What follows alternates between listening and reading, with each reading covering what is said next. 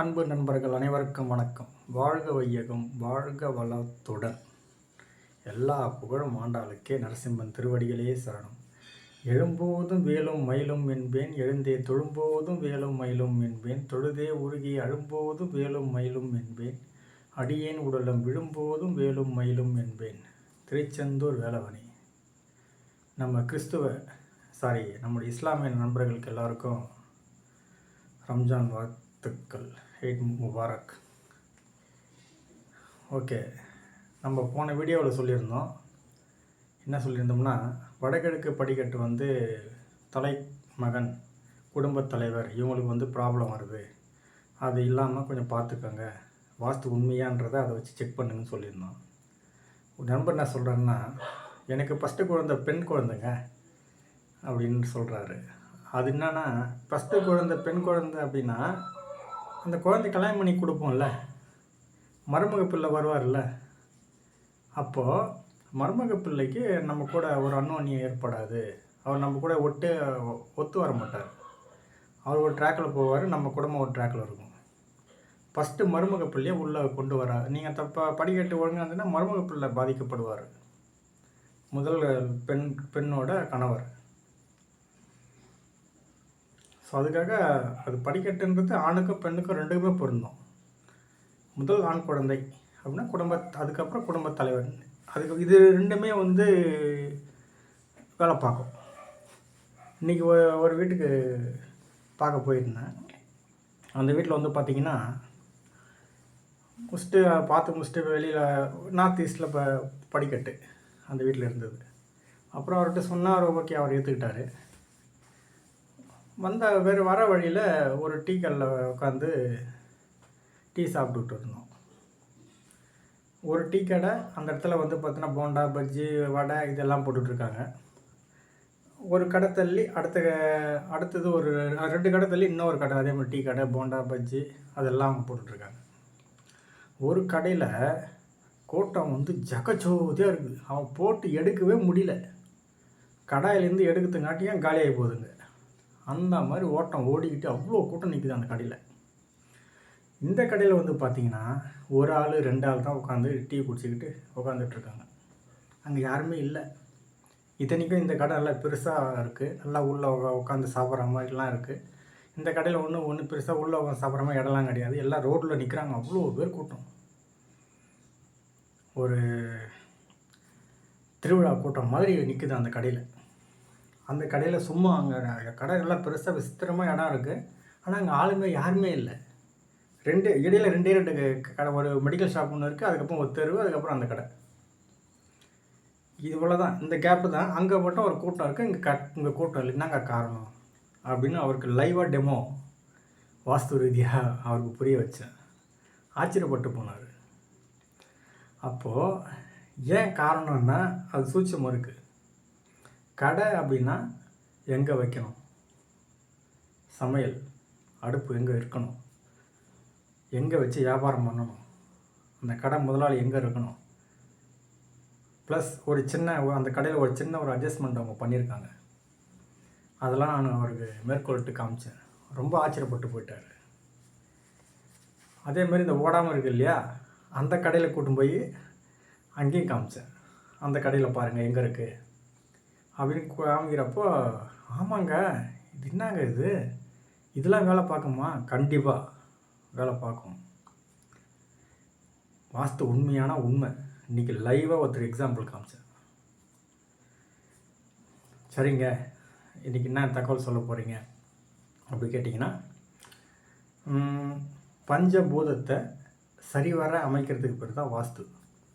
நீ வாஸ்துப்படியோ வாஸ்து இல்லாமலையோ ஒரு வீடு செங்கல், மணல், சிமெண்ட் இதெல்லாம் கலந்து வச்சு கட்டுறது தானுங்க, தண்ணியில் குழச்சி வெறும் சோறு தானுங்க அது அப்படின்னு நீங்கள் நினைக்கலாம். நிச்சயமாக வீட்டுக்கு உயிர் உண்டு. வீட்டுக்கு உயிர் உண்டு. அதனுடைய எண்ணெய் அலைகள், நம்ம மனதில் உள்ள எண்ணெய் அலைகள் ரெண்டும் ஒன்றோட ஒன்று. அதுக்கு சவுத்து வந்த மாதிரி அதை மாற்றிக்கணும் நம்மளை. அப்போ உயிர் உண்டானா உயிர் உண்டு வீட்டுக்கு. இப்போ பஞ்சபூதத்தை கரெக்டாக அமைக்கணும். நம்ம உடம்புல எப்படி பஞ்சபூதம் எப்படி கரெக்டாக இருக்கோ, அதே மாதிரி வீட்டுக்கும் பஞ்சபூதத்தை கரெக்டாக அமைக்கணும். அதுக்கு பேர் தாங்க வாஸ்து. எப்படி அமைக்கலாம்? நிலம் எங்கே இருக்கணும்? வீட்டில் தென்மேற்கில் இருக்கணும். நீர் எங்கே இருக்கணும்? வடகிழக்கில் இருக்கணும். நெருப்பு எங்கே இருக்கணும்? தென்கிழக்கில் இருக்கணும். வாயு எங்கே இருக்கணும்? காற்று வடமேற்கில் இருக்கணும். ஆகாசம் வாயுன்றது பிரம்மஸ்தானம் சொல்லுவாங்க. அது வந்து வீட்டோட நடுப்பகுதி.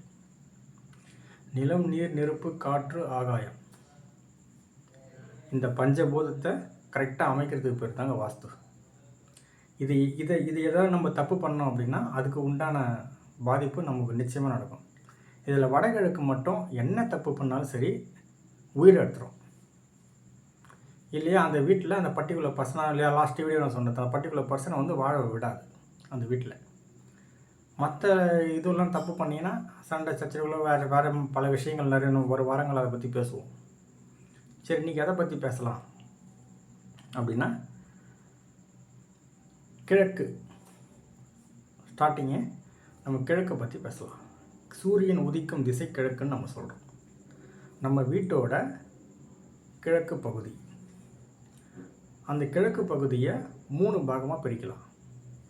வடகிழக்கு, கிழக்கு, கிழக்கு, தென்கிழக்கு, கிழக்கு. அந்த வீட்டோட பாகத்தை 3 பாகம். இப்போ 30 அடி வச்சுங்க. நமக்கு கிழக்கு பக்கம் 30 அடி இருக்குன்னா ஃபஸ்ட்டு 10 அடி வந்து வடகிழக்கு கிழக்கு, ரெண்டாவது 10 அடி வந்து பார்த்திங்கன்னா கிழக்கு, கிழக்கோட நடுப்பகுதி மத்திய பகுதி. அதுக்கப்புறம் வந்து பார்த்தீங்கன்னா தென்கிழக்கு கிழக்கு. ஃபஸ்ட்டு 10 அடி, ரெண்டாவது 10 அடி, மூணாவது 10 இப்படி பிரிச்சுக்கணும். 3ஆக பிரிச்சுக்கணும். எக்ஸாம்பிளுக்காக சொல்கிறேன். உங்கள் வீடு எத்தனை அளவுக்கு வருதோ அதை 3ஆக பிரிச்சுக்கோங்க. இதுதான் கிழக்கோட பகுதி. சரிங்க, கிழக்கில் என்ன வரலாம்? இப்போ நம்ம கிழக்குன்றது நம்மளுடைய கிழக்கு பார்த்தோம்னா அப்படின்னா வடகிழக்கு கிழக்கில் உச்ச வாசல் வைக்கணும். வடகிழக்கு கிழக்கில் உச்ச வாசல் வைக்கணும். கிழக்கு பக்கம் ஜன்னல் வைக்கணும். அதுவும் உச்சத்தில் தான் வைக்கணும். வடகிழக்கு கிழக்குன்னு சொல்கிறோம் இல்லையா, அங்கே தான் நம்ம உச்ச வாசல் வைக்கணும். அதுக்கு பக்கத்தில் ஒரு ஜன்னல் வச்சுக்கணும். கிழக்க பார்த்து மணினா தெற்க பார்த்து மணியாக இருந்தாலும் இதுதான் ரூல். வடகிழக்கு கிழக்கில் ஒரு ஜன்னல் வச்சே ஆகணும். அந்த ஜன்னல் 24 மணி நேரம் திறந்தே இருக்கணும்.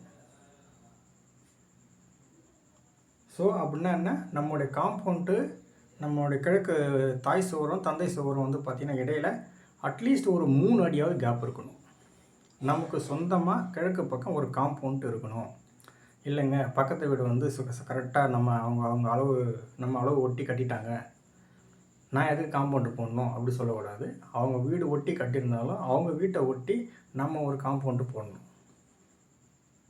ஒரு சின்ன நூல் கேனம் விட்டு கூட நம்ம காம்பவுண்ட் போட்டலாம், இல்லை அந்த வீட்டை ஒட்டி விட்டு காம்பவுண்ட் போட்டுக்கலாம். அதுக்கப்புறம் 3 அடி கேப் விட்டு நம்ம வீடு கட்ட ஆரம்பிக்கணும். அப்போ நீங்கள் ஜன்னல் திறந்து, நம்ம 24 திறந்து வச்சிருக்க போகிறோம் ஜன்னல். அப்போ சூரியன் வலிச்சு வீட்டுக்குள்ளே வரணும். இது தாங்க வாஸ்து. கிழக்கில் இந்த தப்பு செய்யக்கூடாது. காம்பவுண்ட் சுவர் கம்பல்சரி இருக்கணும்.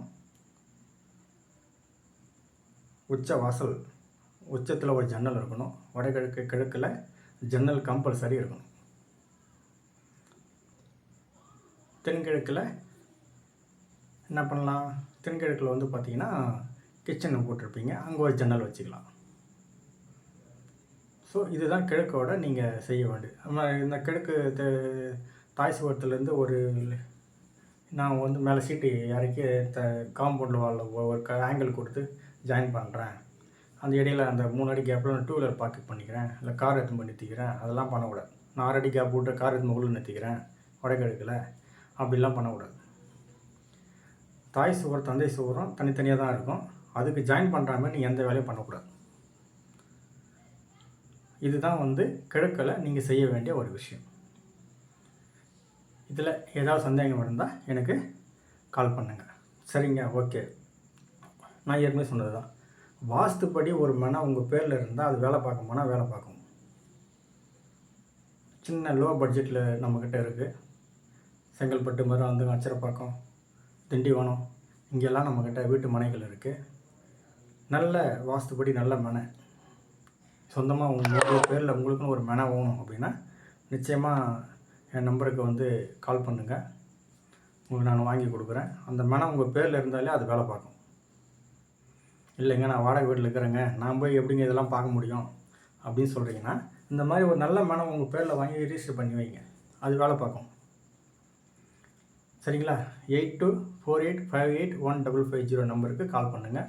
உங்களுக்கு நான் நல்ல மன பதிவு பண்ணி கூட்டு போய் காமிக்கிறேன். பாருங்கள், உங்களுக்கு பிடிக்கும்.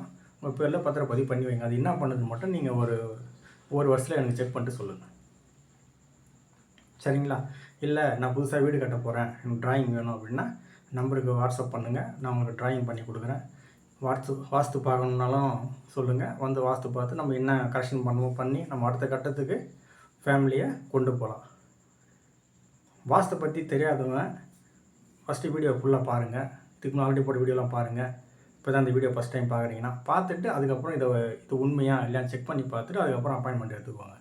நீங்கள் வந்து எதுவுமே தெரியாமல் ஓகே நம்ம பண்ணுறோம், நம்ம ஒரு பிளானில் வீடு போட்டு கொடுத்துட்டு இது என்ன டிஃப்ரெண்ட் ஆகுது அப்படின்னு நீங்கள் யோசிக்காதீங்க. ஆண்டாள் வாஸ்து தான் த பெஸ்ட் வாஸ்துன்னு சொல்லுவாங்க. நீங்கள் வேணால் செக் பண்ணி பாருங்கள்.